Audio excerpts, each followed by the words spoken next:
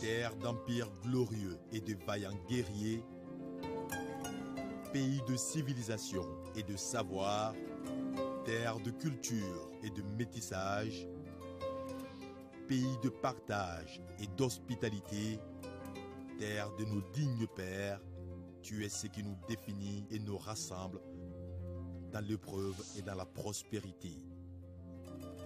Comme un seul homme et pour un seul destin, nous ferons de toi, Mali, une terre de paix.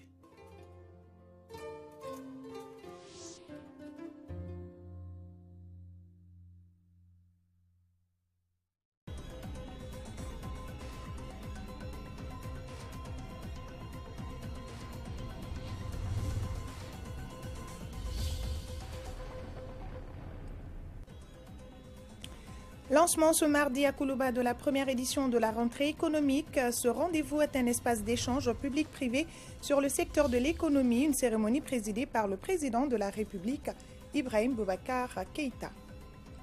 Le président de la République, Ibrahim Boubacar Keïta, se rendra ce mercredi à Tamani pour le lancement des travaux de la route Baraouli-Tamani.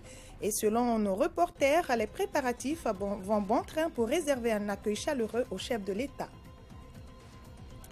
Nous parlerons également de la préparation de nos cadets pour la demi-finale de la CAN des moins de 17 ans. Les garçons se disent conscients de l'enjeu de cette rencontre. Madame, Monsieur, bonsoir et bienvenue. À noter désormais dans l'agenda des grands rendez-vous annuels, la rentrée économique. Le président de la République vient de présider à Koulouba la première édition de cette rentrée.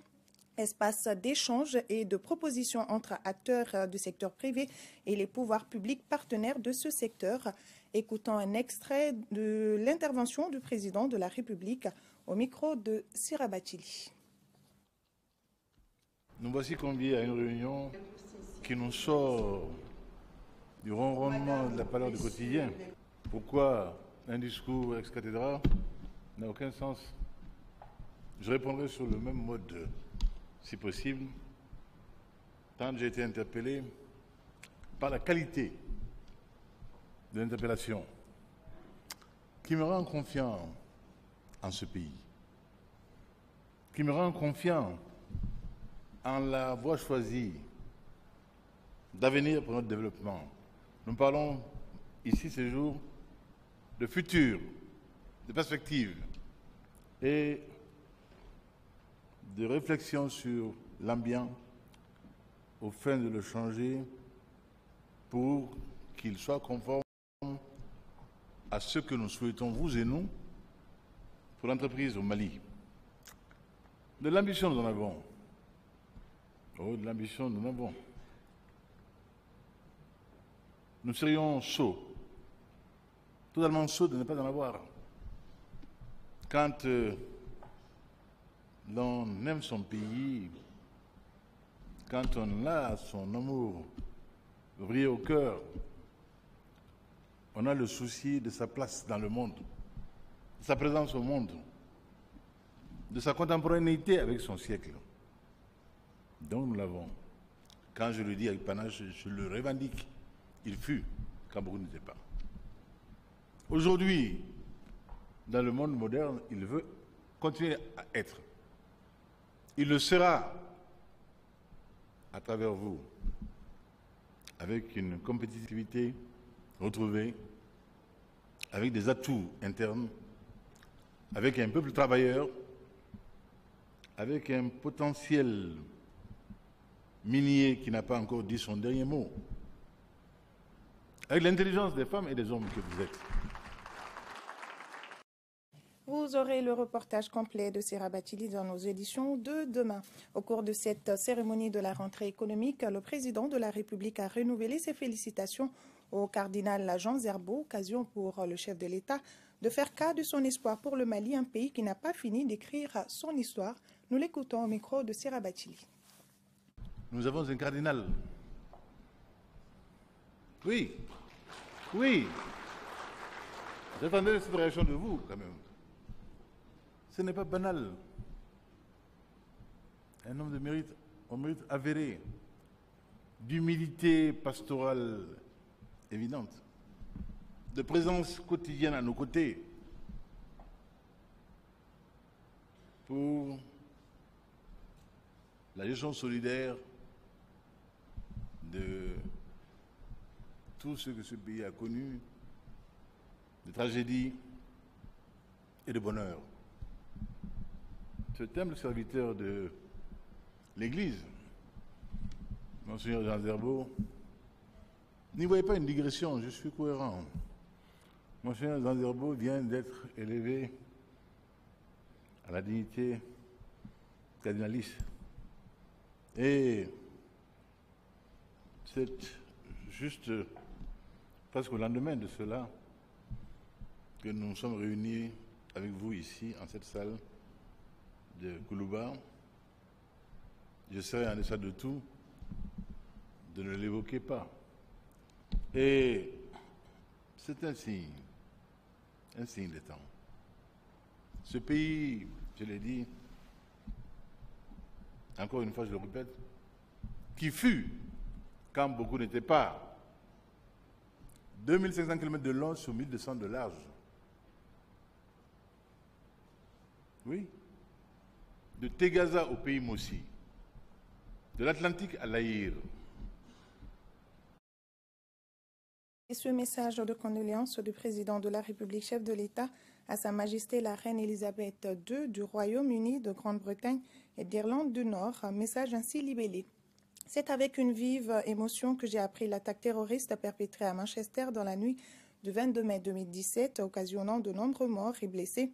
En cette douloureuse circonstance, je voudrais, au nom du peuple du Mali, de son gouvernement, à mon nom propre, exprimer à votre Majesté ainsi qu'aux familles des victimes durement éprouvées mes condoléances les plus émues. En cet instant de tristesse et d'intense émotion, je forme des vœux ardents pour le repos de l'âme des disparus et souhaite un prompt rétablissement aux blessés en vous renouvelant ma solidarité entière. Je vous prie d'agréer, Majesté, les assurances de ma très haute considération, signé Ibrahim Boubacar Keïta. Ahmed Diané Semega, le tout nouveau haut commissaire de l'Organisation pour la mise en valeur du fleuve Sénégal, OMVS, a rendu une visite de courtoisie ce mardi au Premier ministre. Il a profité de l'occasion pour remercier les plus hautes autorités du pays pour leur soutien à sa candidature. Le compte-rendu de Salimata Ndao. Nommé à la tête de l'Organisation pour la mise en valeur du fleuve Sénégal, OMVS, notre compatriote Ahmed Diané Semega, avant de prendre fonction à Dakar, a jugé nécessaire de rencontrer le chef du gouvernement et d'échanger avec lui. J'étais venu me présenter au Premier ministre en ma qualité de nouveau haut-commissaire pour l'Organisation pour la mise en valeur du fleuve Sénégal et le remercier, comme je remercie également l'ensemble du gouvernement, en commençant par le président de la République, à qui je dois d'être nommé à ce poste, qui est un poste stratégique pour le Mali. L'un des objectifs majeurs de l'OMVS, c'est le développement de l'irrigation. Pour les populations riveraines de la vallée du fleuve Sénégal, cet aspect est important, l'agriculture étant leur activité principale. Les populations du bassin sont en attente de résultats par rapport à leurs besoins de développement. Et ce fleuve, qui est une artère vitale, est justement une chance d'intégration, une chance de développement. Et l'organisation, pour sa mise en valeur, va s'atteler avec tous les moyens qu'il faut pour que finalement ces besoins-là soient satisfaits. Le nouveau haut-commissaire de l'OMVS dit être confiant pour cette mission car, dit-il, je sais que je peux compter sur le soutien et l'accompagnement des autorités du pays. Je le disais dans les titres, le président de la République, Ibrahim Boubacar Keïta, est attendu ce mercredi à Tamani pour le lancement des travaux de la route Baraouli-Tamani. Les préparatifs vont en train dans la localité selon notre équipe de reportage sur place, Kandisila et Karamoro Traoré. La route reliant Baraouli à Tamani, que le président de la République lance les travaux ce mercredi, constitue un espoir certain pour les populations de Tamani et de ses environnants, au regard du poids économique de la zone. Cette route permettra de désenclaver Tamani. Ça permettra effectivement de découler nos produits agricoles. Tamani, c'est une grande zone de pêche. C'est une grande zone d'élevage par excellence aussi. Entre Baraouli et Tamani, on pouvait faire 2 à 3 heures pour 30 km. Mais, alhamdulillah,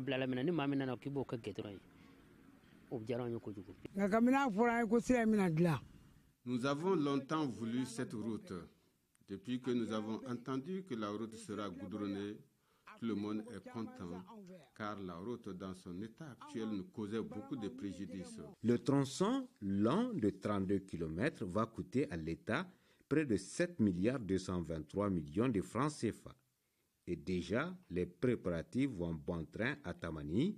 Quand le président de la République vient à Tamani, ça veut dire que tous les cercles de Baraouli est en effervescence. Un appel à lancer à la population, c'est de sortir massivement pour pouvoir vraiment magnifier, pour pouvoir vraiment dire merci au chef de l'État. Et les derniers mots des populations de Tamani demeurent des remerciements et des bénédictions pour le président Ibeka. Président, ala ka barika do aka fangana, ala ka barika do jamana na, ala ka barika do akomogora. Sirai, ala ka barika do sirai na, ala ka ka yirwa sirai, ala ka ka nafa sirai. Coup d'envoi ce matin à Ségou des travaux préparatoires de la 13e édition de la Journée du paysan. Cette rencontre a pour objet de dresser un bilan de la campagne écoulée et de formuler des recommandations pour la campagne à venir. Envoyés spéciaux Dougoufana Traoré, Kwakekone et Mamadou Sidibé. Salle pleine par les 700 délégués venus de toutes les régions du Mali pour cette rencontre à la capitale des Balanzans. Une capitale des Balanzans qui ne se sent pas surprise pour ce choix porté sur elle pour abriter la Journée du paysan. Selon le représentant du maire Bamoussa Touré, les potentialités agricoles de Ségou sont énormes. L'Office du Niger, jadis appelé le grenier de l'Afrique occidentale, l'Office Syrie de Ségou et la plaine des Sang-Ouest, entre autres. Cette année, le thème de la journée du paysan est investir dans l'emploi des jeunes en milieu rural. L'agriculture peut créer l'emploi, l'élevage peut créer l'emploi, l'exploitant forestier peut créer l'emploi et la pêche même aujourd'hui. Le département de l'agriculture ambitionne de contribuer efficacement dans la création d'emplois en milieu rural avec 10 000 emplois.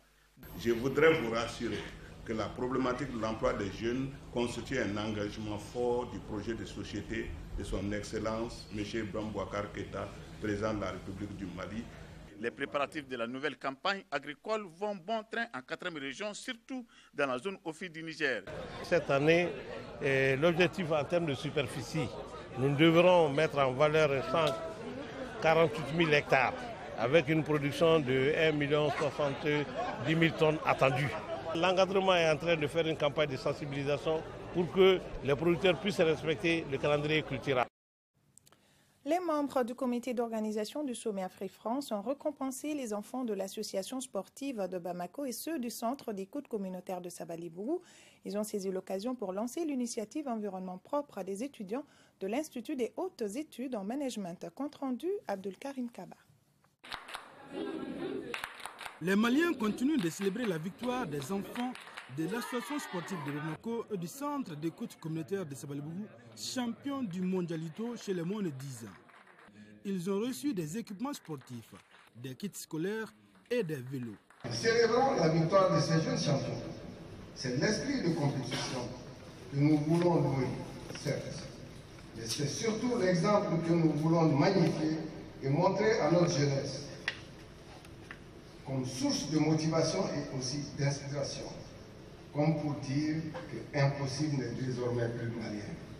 C'est bien qu'ils aient gagné, c'est bien que le monde entier les ait reconnus, mais c'est encore mieux que nous, on les reconnaisse. C'est vrai que moi, je les ai reçus. Mais c'est bien que quelqu'un d'autre, qui vient peut-être de les découvrir, reconnaisse leur talent et les encourage.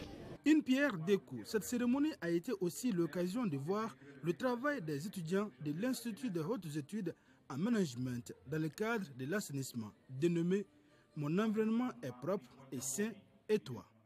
Je crois qu'il faut qu'on ait ce comportement citoyen, courtois. Dès qu'on voit quelqu'un peut-être jeter quelque chose, lui dire tout simplement « Pardon mon frère, pardon ma soeur, ne jetez pas ça ici, faites comme ceci, faites comme ça ». Je crois que les étudiants d'IHM peuvent être porteur, leader de ça, de ce comportement. L'occasion était bonne pour l'épouse du chef de l'État, présidente de l'ONG Agir, de rendre hommage aux personnes qui viennent en aide à cette ONG. Parmi ces personnes, Habib Sissoko, président du comité national olympique et sportif du Mali, et Abdoulaye Koulibaly, président du comité d'organisation du sommet Afrique-France. Visite à Sikasso du président du Conseil économique, social et culturel. Au menu des échanges, le point des recommandations du dernier recueil des attentes et des besoins des populations, entre autres. De Sikasso, le reportage de Daouda Diakité.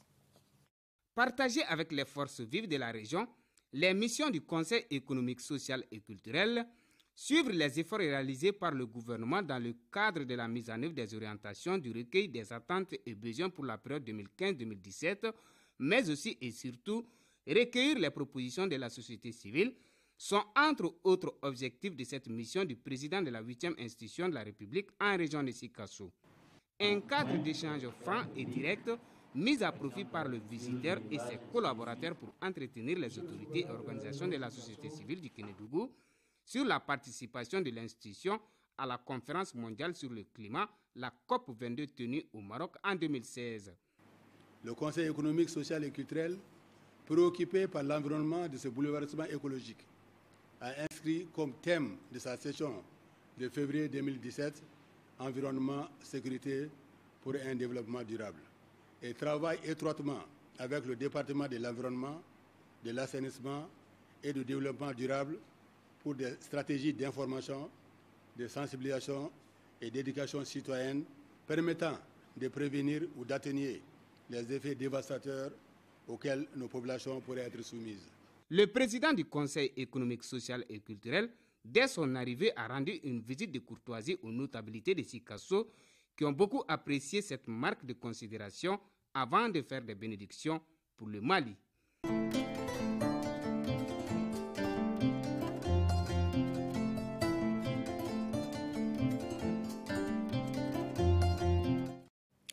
Nous ouvrons à présent la page consacrée à l'an 2 de l'accord pour la paix et la réconciliation. Dans la région de Taoudéni, certaines avancées ont été constatées, de l'installation du collège transitoire en passant par la nomination des chefs de service. Beaucoup a été fait et beaucoup reste à faire. Pour plus d'informations, écoutons le directeur de cabinet du gouverneur Abdoulaye Bokar Touré au micro de Adam Djimdi. Dans le cadre de la mise en œuvre de l'accord, il y a la nomination de conseillers spéciaux auprès du gouverneur de la région. Il y a la nomination des membres du collège transitoire et leur installation officielle le 20 avril 2017. Il y a la création de collectivités territoriales. Nous avons aussi la tenue des assises régionales préparatoires de la conférence d'entente nationale. Tout cela peut être considéré comme des avancées. Et l'État, en créant la région, en tout cas au niveau de l'administration, il y a eu des équipements, que ce soit en moyen roulant, que ce soit en équipement de bureaux, bien que le personnel pose jusqu'à présent des problèmes, mais nous avons aussi l'appui de l'aménagement. Nous avons aussi les marchés en cours de passation pour la construction et l'équipement des bureaux et résidences des préfectures de Al-Ouch, Arawan et Boujbéa.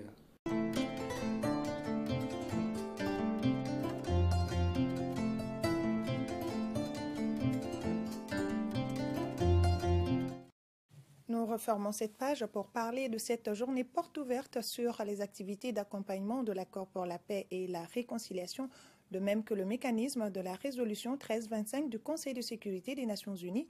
La rencontre se penche sur le rôle déterminant de la femme dans l'instauration de la paix. Batraoré, reportage. Actrices incontournables pour la paix, les femmes jouent un rôle déterminant dans la mise en œuvre de l'accord pour la paix et la réconciliation. En témoignent ces nombreuses activités de promotion de la paix mises en évidence à travers cette journée porte ouverte. Une journée initiée par le réseau Paix et Sécurité des femmes de l'espace CEDEAO, section Mali. Nous avons mené beaucoup d'activités de sensibilisation, de vulgarisation de la résolution 1325 du Conseil de sécurité, de l'accord pour la paix et la réconciliation pour que les femmes puissent comprendre le contenu. Autre aspect au centre de cette journée porte ouverte organisée en partenariat avec ONU Femmes et l'ANUNSMA, la résolution 1325 du Conseil de sécurité des Nations Unies et son mécanisme d'application. Par son adoption à l'unanimité, le Conseil de sécurité en 2012 a reconnu la nécessité de tenir compte de la perspective genre et des besoins spécifiques des femmes et des filles dans la gestion des conflits et la recherche de la paix. J'ose espérer maintenant qu'au sortir de cette journée si importante, que des recommandations pertinentes sont dégagées afin d'évaluer la mise en application de la résolution 1325 sur paix, femmes et sécurité et proposer des actions à mener en vue d'améliorer la situation des femmes en période de crise et de post-conflit. La journée porte ouverte enregistre la participation des femmes venues des 10 régions du Mali.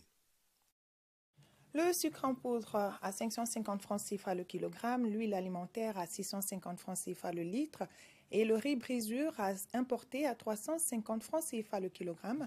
Voilà une mesure consensuelle pour permettre aux musulmans de bien passer le mois de Ramadan. Une équipe de la direction régionale du commerce et de la concurrence est rendue dans les 6 communes du district de Bamako pour s'assurer de la bonne application de cette décision. Batraoré nous en dit plus. Cette descente inopinée du directeur régional du commerce et de la concurrence dans les 6 communes du district de Bamako n'est pas fortuite. Le mois de Ramadan est pour bientôt et une conformité des prix des denrées de grande consommation est nécessaire. C'est un affichage qui est une obligation pour les commerçants, mais aussi un droit pour les consommateurs est respecté. Ce respect des prix porte sur essentiellement 3 produits de grande consommation, à savoir le riz brisure importé dont le prix maximum est fixé à 350 francs. Le sucre en poudre dont le prix maximum est fixé à 550 francs CFA. Mais également l'huile alimentaire locale dont le prix est fixé à 650 francs le litre. La direction régionale du commerce et de la concurrence tient au respect strict de cette mesure. Le suivi pendant tout le mois de carême sera assuré par les 135 agents de la direction régionale du commerce et de la concurrence du district de Bamako, repartis en 6 brigades de surveillance, de jour comme de nuit. Ils vont veiller pendant tout le mois de carême au respect des prix maxima. Ces prix seront maintenus même après le mois de Ramadan pour le grand bonheur des consommateurs, a précisé le directeur régional du commerce et de la concurrence. Et c'est une bonne nouvelle. Pour mieux lutter contre la pollution et des nuisances, le projet Saniaton vient d'être lancé à Sanankuruba. Il a permis de mobiliser plus de 13 millions de francs CFA et concerne 4 cercles de la région de Koulikoro. Reportage Inaba. Cette cérémonie de lancement traduit la concrétisation des engagements pris lors de la soirée gala du 12 novembre dernier. Cela a permis de réaliser 163 latrines modernes en faveur des communautés rurales de la région de Koulikoro. Cette initiative est plus que nécessaire dans la mesure où nous sommes arrivés à la conclusion que nous ne pouvons pas passer tout notre temps à tendre la main aux partenaires financiers. Ouattara remercie tous ceux qui ont tenu leurs promesses et encourage également ceux qui n'ont pas encore eu l'occasion de le faire, de rattraper le train. Le Mali s'est engagé à l'accès universel à l'eau potable, l'hygiène et l'assainissement d'ici 2030. C'est pourquoi notre gouvernement a adopté le cadre stratégique de croissance et de réduction de la pauvreté pendant une période de 5 ans, ce qui fait du secteur eau et assainissement une priorité. À ce jour, dans près de 3000 villages, plus de 750 000 latrines familiales ont été construites ou réhabilitées. Et la plupart d'entre elles sont équipées de dispositifs de lave-mains permettant à près de 2 millions de personnes parmi les communautés les plus vulnérables de vivre dans un environnement assaini. Conscient que la non-utilisation des toilettes a de graves conséquences sur la santé humaine, le parrain a appelé les bénéficiaires à s'approprier le projet Saniaton. Le ministre des Droits de l'Homme de la réforme de l'État était hier à l'écoute de la classe politique et des organisations de la société civile. Maître Kassoum Tapo a échangé avec ses interlocuteurs sur la réforme de l'État et surtout les révisions constitutionnelles et les droits humains. Reportage d'Oda Sidiki Diarra. Rencontre d'échange avec les organisations de la société civile et les représentants des partis politiques. Il s'est agi pour le ministre de porter à la connaissance de ses hôtes les activités de son département sur les réformes de l'État et surtout la révision constitutionnelle. De leur part, des propositions concrètes sont les bienvenues. Nous allons ensemble co-construire co-animer l'État moderne dont notre pays a besoin, qui est non seulement fondé sur ces deux jambes, c'est-à-dire la démocratie de participation et la démocratie de représentation, mais qui va renouer avec ses racines. Dans l'après-midi, M. Tapo s'est également entretenu avec des représentants de la classe politique. La révision constitutionnelle a suscité beaucoup d'interrogations chez certains partis politiques. Mais cette question des révisions constitutionnelles est en train d'être examinée avec beaucoup d'attention. Toute révision constitutionnelle suscite des débats, souvent des inquiétudes. Mais cette révision constitutionnelle est en train d'être examinée par les députés, la classe politique et la société civile. Par rapport au Sénat, d'autres estiment qu'il faut élire ses membres au lieu de les désigner. On a prévu 2 modes d'élection, des élections indirectes, comme les hauts conseils sont élus par les élus locaux, mais on a prévu une partie de sénateurs désignés par le président de la République. La question des droits humains n'a pas été occultée au cours de cette rencontre. Les ministres attachent du prix au respect strict des droits de l'homme par chaque citoyen. Dans le cadre de la célébration de la Journée de l'Afrique, l'ambassade du Royaume du Maroc au Mali a organisé une conférence débat suivie d'un dîner gala à l'hôtel Radisson. Le thème de cette conférence est « Intégration africaine, genèse, acquis et perspectives ». Reportage Mamadou Fani. 5 mois après la réintégration du Maroc à l'Union africaine, l'ambassade du Royaume chérifien à Bamako a animé une conférence débat dont le thème est Intégration africaine, genèse, acquis et perspectives.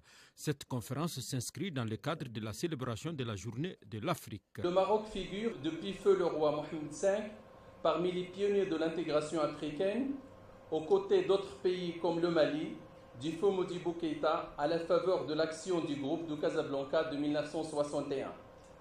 Malgré les années où nous étions absents des instances de l'Union africaine, nos liens, jamais rompus, sont restés puissants et les pays africains frères ont toujours pu compter sur nous.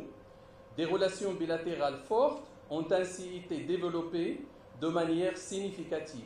Après avoir fait un bref historique de l'Union africaine, le conférencier Sadio Lamine Sow, ancien ministre des Affaires étrangères, conclut que toutes les tentatives initiées par les pères fondateurs se sont heurtées à des difficultés, d'où la nécessité de réfléchir à l'accélération de cette intégration. Pour l'intégration, il n'y a pas de miracle. Il faut que nos dirigeants politiques aient le courage, je dis bien le courage, de renoncer à toute ou partie de leur souveraineté pour réaliser l'unité africaine d'abord et ensuite pour aller à l'intégration. Il n'y a pas de solution. Les participants à cette conférence sont tous unanimes que la question des frontières constitue de nos jours un frein à toute intégration entre les pays. Il faut donc supprimer les barrières pour aboutir à une véritable intégration. Un dîner gala a mis fin à cette rencontre. Ce 25 mai donc 2017, le Mali, à l'instar de tous les peuples d'Afrique, célèbre le 54e anniversaire de l'Organisation de l'Unité africaine, devenue l'Union africaine en 2002. Le thème retenu cette année à l'Union africaine est « Tirer pleinement profit du dividende démographique en investissant dans la jeunesse ». Le ministre des Maliens de l'extérieur et de l'intégration africaine invite la communauté nationale et internationale de bien vouloir honorer de leur présence la cérémonie de la montée des couleurs le jeudi 25 mai 2017 à partir de 8h sur l'esplanade de la Tour d'Afrique à Faladje. La dite cérémonie est placée sous la présidence du Premier ministre Abdoulaye Idrissa Maïga. Une délégation du port autonome de Lomé est à Bamako. Elle a rencontré les opérateurs économiques maliens pour leur présenter des opportunités d'offres. Une rencontre suivie par Mohamed Ould-Mamouni. La grande famille du port autonome de Lomé à Bamako pour séduire les opérateurs économiques maliens. Cette rencontre a été mise à profit pour présenter les opportunités qu'offrent les visiteurs du jour. Le port autonome de Lomé, c'est 15 millions de tonnes de marchandises par an, un taux qui pourrait croître selon ses responsables grâce aux multiples réformes en cours. Aujourd'hui, nous l'affirmons avec fierté que le port autonome de Lomé reste le premier port en eau profonde de la sous-région, capable de drainer des bâtiments qui peuvent amener jusqu'à 14 000 équivalents 20 pieds. Nous avons accueilli des navires de plus de 260 mètres de longueur, ce qui est un fait rare dans la sous-région. Au-delà de ces capacités nautiques, nous avons aussi les capacités opérationnelles avec des grues, des portiques de nouvelle génération. Lors des différentes présentations, les responsables du port autonome de Lomé ont rassuré la partie malienne de la célérité dans les procédures administratives. J'ai retenu quand même la réduction du temps de traitement des dossiers, la célérité dans le déchargement des conteneurs. Vous savez, le temps, c'est de l'argent. Un autre point important que j'ai pu relever, ça c'est la suppression carrément des tracasseries administratives.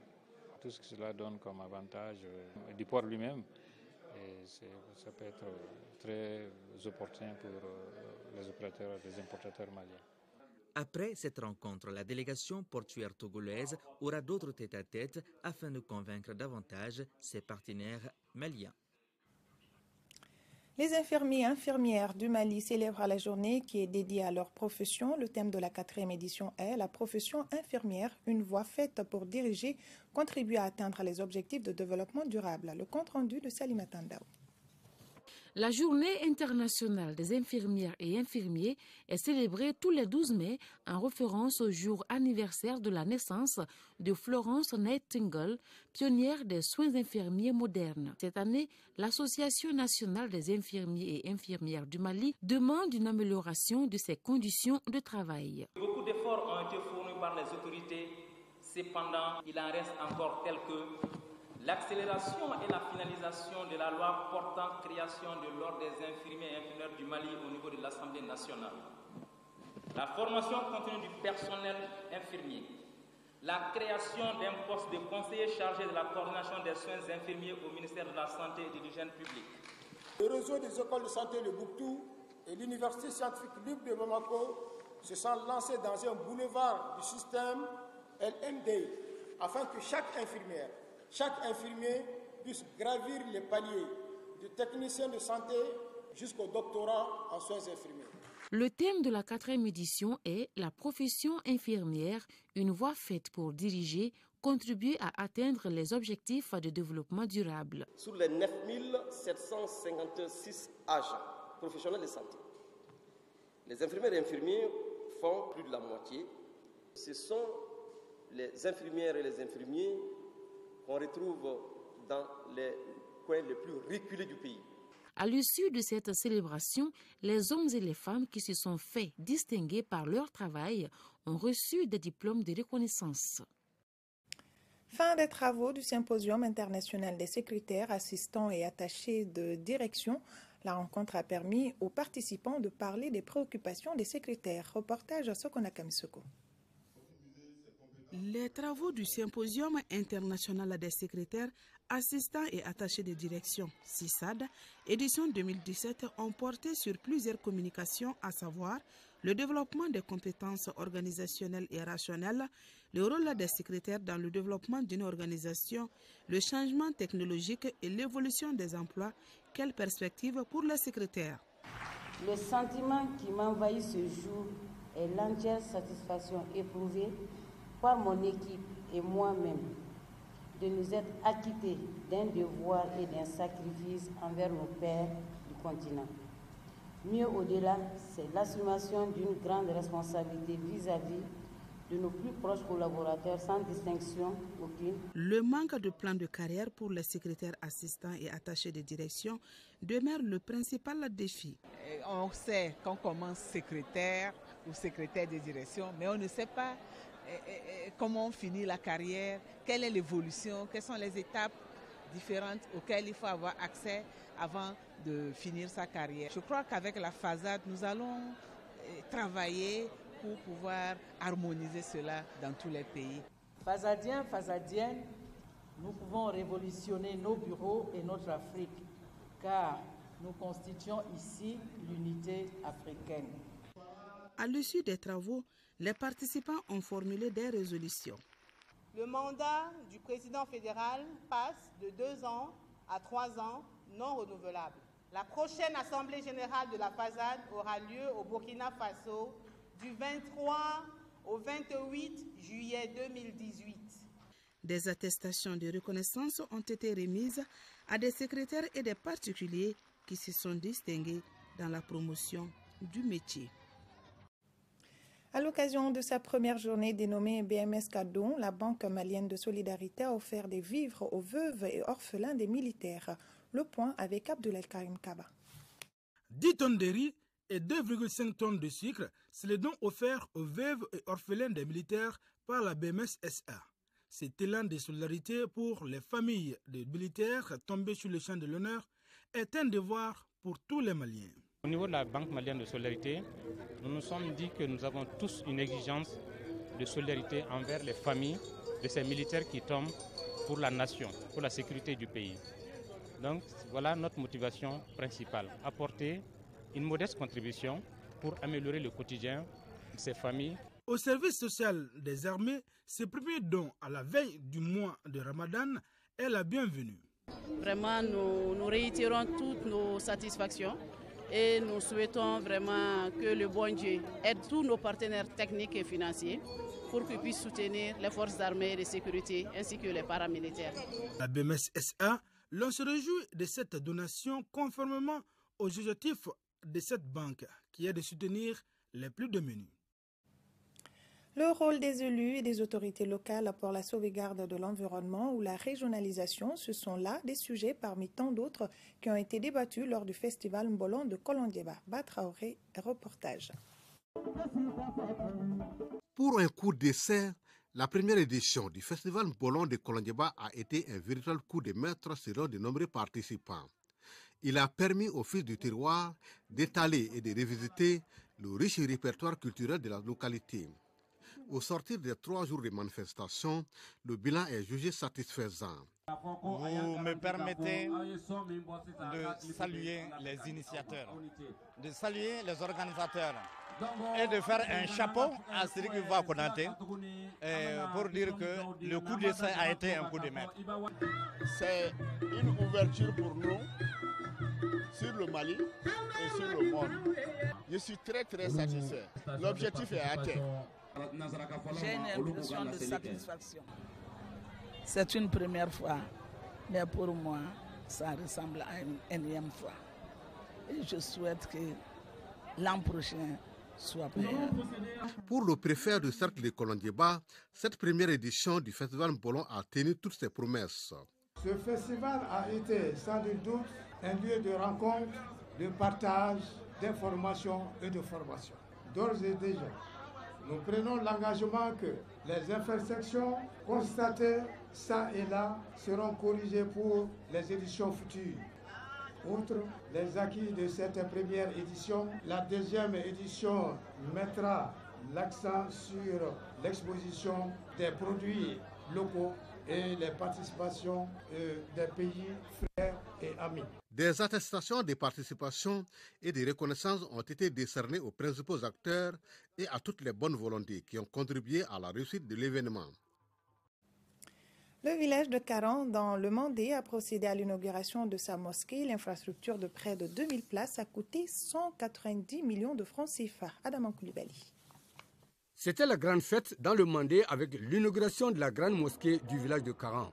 Une mosquée qui doit recevoir tous les fidèles musulmans de la localité pour les prières de vendredi. L'infrastructure occupe une surface de 2000 m². Au centre, le bâtiment occupe 900 m². À l'intérieur, près de 2000 places sont prévues. Sa réalisation a coûté 190 millions de francs CFA, financés par de bonnes volontés de la localité, appuyées par des partenaires. C'est parti de la volonté de la population de Karan de vouloir une mosquée ici. Et le jour où cela a été décidé, c'est toute la population qui voulait une mosquée digne de ce nom pour magnifier l'islam. L'inauguration de cette mosquée de Karan a enregistré la présence de plusieurs personnalités religieuses et de l'administration. Non seulement la splendeur de la mosquée, mais le discours tenu pour cette Koutouba par le jeune prédicateur.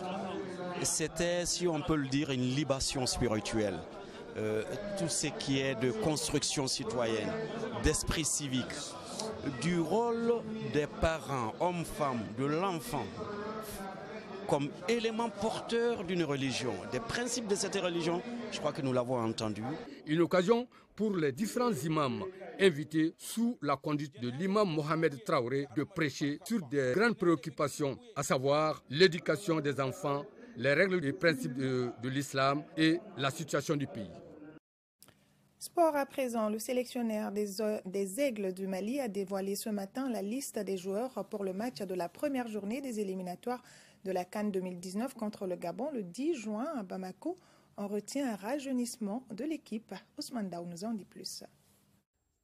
Le sélectionneur Alain Giresse a publié une liste de 22 joueurs. On note 5 revenants: Ali Irango, Germain Berthet, Diadji Samaségou, Tongo Ahmed Doumbia et Cheikh Fantamadi Diarra.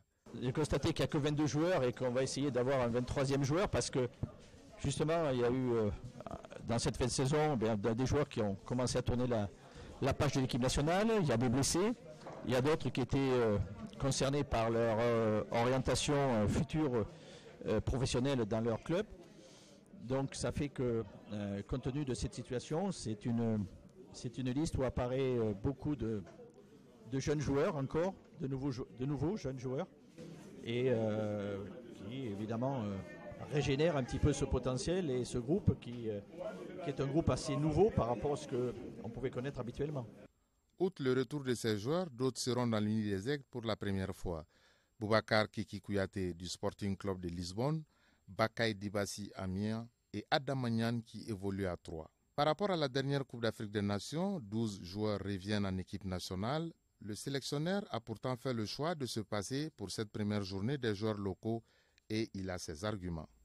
Le championnat s'est arrêté, que leur compétitivité est moindre que ceux qui sont dans des clubs où il y a du championnat, même s'ils n'ont pas beaucoup d'enjeux, mais ils sont en permanence prêts à évoluer. Les Aigles vont se préparer au Maroc à partir du 28 mai prochain pour peaufiner les derniers réglages avant de revenir à Bamako pour affronter le 10 juin au stade du 26 mars le Gabon. Demi-finale de la CAN des moins de 17 ans au Gabon, les cadets maliens jouent ce mercredi à Libreville contre leur homologue de la Guinée. L'équipe déjà qualifiée pour la Coupe du Monde est consciente de cet autre enjeu et s'est préparée en conséquence. Envoyés spéciaux à Maramali Diallo et à Loubé Kone. Mali-Guinée est un classique de la sous-région. Mais pour cette demi-finale, les deux pays déjà qualifiés pour la Coupe du Monde mettront un point d'honneur à arriver en finale pour le sacre continental. L'équipe malienne qui se présentera avec une infirmerie vide part légèrement favorite face à des Guinéens qui enregistrent un nombre important de blessés. Il faut également rappeler que l'équipe de Jonas Komlan a véritablement retrouvé son rythme de jeu grâce au retour en forme du jeune Adji Dramé étincelant et un banc de touche qui a aussi montré qu'il était riche. La Guinée, c'est une équipe très bonne, ils jouent bien comme nous. D'abord, on va se concentrer sur ça parce qu'on ne doit pas négliger l'équipe guinéenne. On va tout faire pour gagner ce match-là. Tout le monde est prêt, tout le monde, depuis à Bamako, on s'est parlé, tout le monde est prêt, tout le monde est conscient aussi. Les Guinéens qui ont terminé deuxième du groupe A derrière le Ghana joueront leur va-tout et l'encadrement malien en est bien conscient. Maintenant, on rentre dans des matchs où il y a des matchs d'élimination directe. Donc on va se concentrer, on va préparer ce match parce que ce sera différent des matchs de poule maintenant. La Guinée, c'est un autre adversaire, c'est un autre football, c'est un autre style. Donc on va essayer maintenant de rentrer, de se focaliser maintenant sur les demi-finales, de voir qu'est-ce qu'il y a lieu de faire, quelle est la stratégie qu'il faut mettre en place. Il reste à souhaiter que les nôtres fassent preuve de la même réussite devant les buts que lors du match contre l'Angola pour aller négocier la dernière match de la compétition, la finale. Et vous pourrez suivre ce match en direct sur l'ORTM à partir de 17h30 demain. Avant de boucler ce journal dans vos kiosques et en librairie sorti ce 25 mai, journée de l'Afrique du coffret fidèle à notre destin d'Alpha Omar Konaré, ancien président du Mali et ancien président de la Commission de l'Union africaine. L'Afrique se lève à l'ouest et pour une Afrique unie sont les 2 volumes de discours de ce coffret, véritable plaidoyer pour l'édification des États-Unis d'Afrique. Également dans vos librairies, le livre « Comprendre le développement en sociologie du développement, licence sciences humaines » édité aux éditions La Sahélienne par Amadou Traoré. Ce livre de 355 pages, reparti en 5 parties, développe des thèmes majeurs dont une introduction à la sociologie, l'explication du développement de ses composantes à travers quelques théories, le franc CFA face au développement de l'Afrique et de regards croisés autour de ce dernier thème. Voilà, donc c'est la fin de cette édition. Merci à vous de l'avoir suivi et bonne soirée à tous.